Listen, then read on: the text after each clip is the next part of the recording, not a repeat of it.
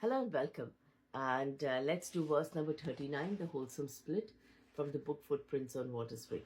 Now, this verse it's a very beautiful verse. It speaks about how music alone is the very basis of this appearance. But I won't even call it basis, actually. It is uh, it appears as disappearance, you could say, and how this music alone is this unstruck sound, that is, as it is called in Eastern philosophy, unstruck because it is not produced apparently by friction. It simply is. And it's that it's that music that is appearing and dancing, singing as all appearance, anything and everything. So let's read. Now, this is a very long verse and it's going to be a long video. So either I make two out of it, but anyway, let me see. I might not read. I'll just read out some extracts from here and there. I'll just read out. Now, a wholesome moonbeam appeared whole, split, and yellow lean. Though one it played all three roles, split green, split yellow, and green whole. Like formlessness appearing as form, that energetically seems to perform, but then appears as the Trinity, formless form, energy. Gathered food from all the courses to attend its monthly discourse, but it spoke of oneness that's complete, formless as one, three varied treats. Thus revealed was love that's free and pristine, as the appearance of a wholesome moonbeam, a love so deep and without scission, where the lover loved and loved are one. Now, most were free. I'll just read out this whole green moonbeam. Sings nothingness as every tune, a hum, a psalm, a shrill, a croon. The various tunes of its presence, for all is music in existence. Though solo, it is the orchestra, cacophony, or opera. Or rather, this entire spectre is one and apparent orchestra. This sound that is unbound, is profound, abounds, vibrates as the silence, is volcanic in presence, energetic in its gait, unbegun, cannot dissipate. This music celebrating each melody is love, the absolute in expression free, as flat or sharp, major or minor, each scale without a headliner. From where does this music appear? Where does it go disappear? None can it decipher, for it remains a cipher, by being each and every tune, a hum, a psalm, a shrill or croon. Yet now music appearing as a food melody pretends to play separate recipes, which then believes that it owns the song, rhythm and pitch to it belong. Though the existent tone is in play, the melody seeks tones at bay, and then desires the euphonious serenades which appear harmonious, for it seeks to know its presence, music, life's choric substance, or feigns to be lost in the song or in the shrine's gong, yet all along is music in seeming flow, with no one to it blow or in its throes. The perfect octave is this interval, in which all arises as a miracle, appear mixed melodies in tune, a psalm, a hum, a shrill, a croon. So this appearing symphony is musical notes of energy and reverberation. Now, the split green moonbeam, now this one is long, so I'll just read out some parts of it. As cited before, this nothingness that energetically sparks distress, as appearing waves of melody to sing this song immediate and free. Or nothingness in deep rest emits light in energetic zest, a show of light and sound, a love that is unbound, is animating as form, is appearing as the norms, as floating fluidity and creativity, and seeming transformative ability. Now, the formless energetically performs, and it appears as the illusory norm of formlessness, form, energy, the recognized trinity. The three are deemed distinct by itself in space-time's precinct, and sown as a narrative of light, split in threefold perspective type, of parallel, vertical, or whole, or body, mind, and soul. In the parallel experience, further split is life in occurrence, as creator, upholder, and destroyer of the emerging earthly oyster, which then apparently seems to play with traits that augment away, which seems to make appearance probable in seeming recurrence, as past, present, and future, the act, action, and actor, the birth, subsistence, death, in and out, and the meeting of breath, the male and female energy meeting in the unknown space free, the trinity of a devout doctrine, all the individual to illumine.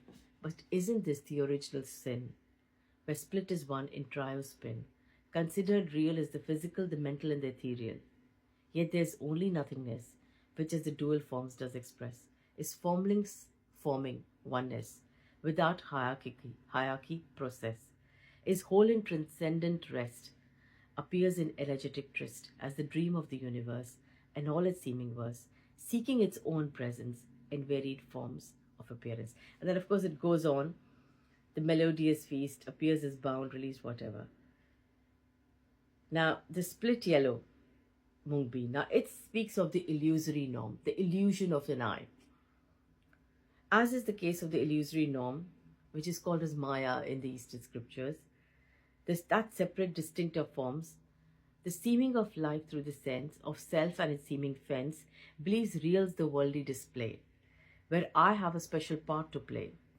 There is the other, the division, with attachments in its expression, or hatred, enemies, and irritation, for foods, objects, the manifestation, a world of me and you, projecting acquired hues. Of course, there's no enemy, there's no other. Anyway. For the self's energy in appearance as a defined space, displeased with the rising sea. Now, it goes on how the self's the imprisonment without a prison or the confinement. And this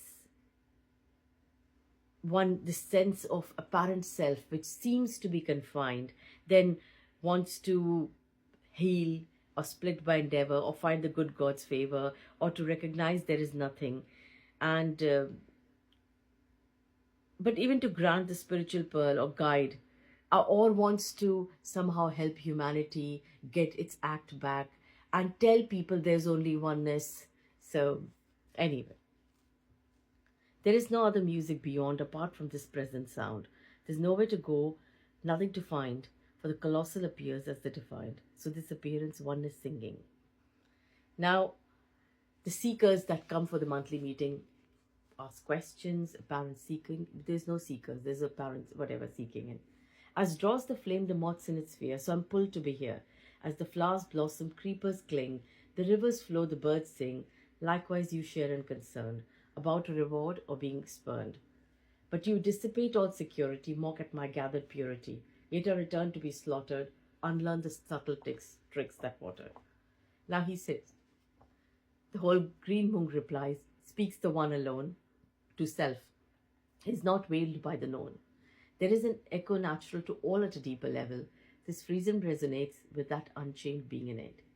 As nature asserts no division, it sees it's not abstracted by separation. They're similar. And he says what to say of the words, rising birds. They are like migratory birds, appear to come and go.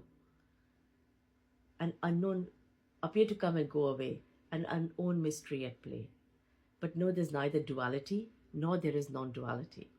For there is no inverse, but one empty melodic verse, as this rising occurrence, one undivided inclusive presence. Then the seeker to ask, what can you explain this I? Why does it appear, come by? What do you mean by a dream of I and separation? How can it become free? How can I rid of me?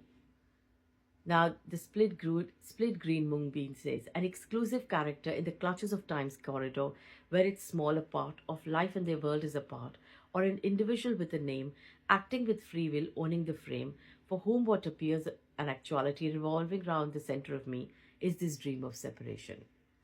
Yet the self is an illusion, is the unrequited love supreme, longing to end its separate thing. Now he says, I will reiterate a song I heard. This is very beautiful. This is by Ravi Das. He says, if you're the mountain still, then I the dancing peacock that thrills. If you're the moon that does amaze, then I the chukka partridge that does gaze. So it's a very beautiful translation of that. So the small self that shines is the appearance of the divine without it being an entity. I'm not reading out the whole thing. So the small self that shines is the appearance of the divine without it being an entity, is simply an energetic spray. And then it goes on to say, now listen about enlightenment. It's not an event or an entitlement. It's apparent demise of illusion of all kinds, seclusion or profusion. Is freedom from objectivity rising in subjectivity. Only freedom with no advantage.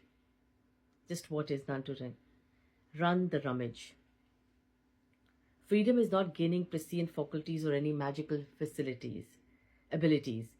or an angelic kind of bliss, but what appears with nothing amiss.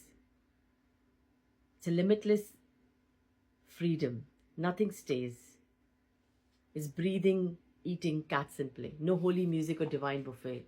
Is washing dishes, grinding spices with all its mess and arthritis. Yet it's not a dreary routine, for everything is fresh and pristine. Like being in love for the first time, seeing love all around sublime. This appearance is a miracle, a song without a lyrical. Every in and out of breath, a musical note, completely at rest. Unconfining feel in feeling, word or thought. Ineffable the paradox of is and is not. Now again, the individual cannot become free, he says, but no, the individual can't be free of the self pivotal. Like characters of a book can't know they are the characters of a show, or the book's narrative a dream, and they aren't split from its theme. Likewise, the self's illusion can't recognize it's a delusion, or be liberated, get enlightenment, for it is unreal, not present. Now, the Seeker 3 says, what do you mean by life's an illusion? Do you mean life is an illusion and all that we see a delusion? In the viewer and the view, which is true and untrue. Now it goes on. He says, firstly, the self is an illusion, splitting life in real, unreal delusion. All there is the formless forming, unmeasured, apparent, performing. Appearing real to unreal identity, while in appearance is this physicality. While there is no split in viewer and view, how can there be a true untrue? If there isn't an individual, can there be grades divisional of grade? And then of course he goes on. And then he speaks of, yeah, this one's nice. Lastly, the flowers bloom, the birds sing, the legumes sprouts, the bees sting. What is their purpose? Who's special? It's simply life with no goal trivial. Why is this appearance none to know? Formless forming, a wondrous show. Of no noun, simply life appearing, eating, drinking, thinking, simply this, with nothing to gain. This moment, that's it.